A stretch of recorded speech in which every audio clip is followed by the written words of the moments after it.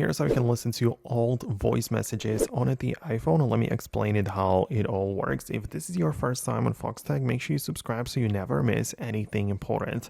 Well, of course, the old voice messages sent through the Messages app can be found if you just scroll through all of your, chats, but it might take a while, so a lot of people just want to skip that step, and it is possible by going to the search button in the main Messages app, and the way to look it up from specific dates to look up some older messages, what you're going to do is to literally just type in the name of the recipient or the person you are texting with. So you're going to see, for example, I can type in the Foxtecc, then I can type in the month, and then I can type in the day, right? So you can see it's going to show me all of the messages from that day and all of the links and all of the media as well. So I can go specifically there, and without scrolling, I'll be able to find all of the messages, including audio messages from that particular date. So that is a nice way to get back to the old voice messages, right?